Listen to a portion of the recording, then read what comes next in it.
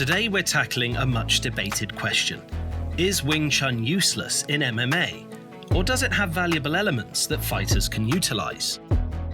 I studied Wing Chun for 10 years in London before returning to karate, and I think it's far more useful in a sparring situation than anyone gives it credit for. But let's take a step back first. Wing Chun is a traditional Chinese martial art known for its close-range combat techniques, rapid punches, and an emphasis on using the opponent's power against them. But how does it hold up in the world of mixed martial arts? First, let's look at the criticisms. Many argue that Wing Chun lacks the versatility needed for MMA. It focuses primarily on stand-up fighting and doesn't address ground game, which is crucial in mixed martial arts.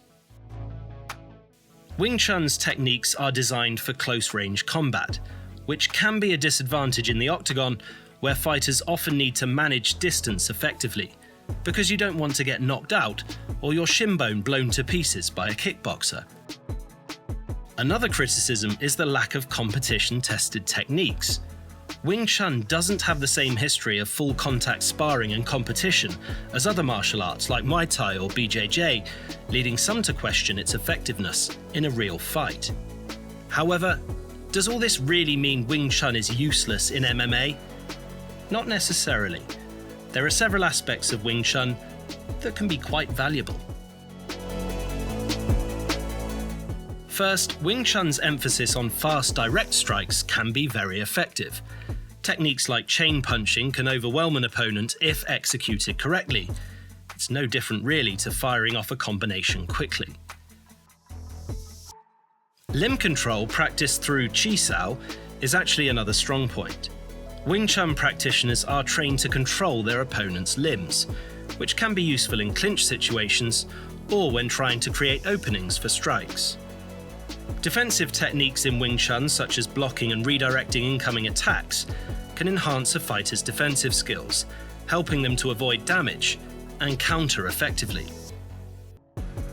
When I'm doing light sparring or bunkai in karate, I still use fuksao or gumsao more than anything else when my opponent throws a punch or round kick. This allows me to get on the outside, control the opponent's limb, and fire back. These are techniques taught by my Wing Chun Sifu. Some MMA fighters have successfully integrated Wing Chun techniques into their repertoire. For example, fighters like Anderson Silva use trapping and quick strikes effectively in the cage. I also see Bong Sao deployed out front as a block all the time.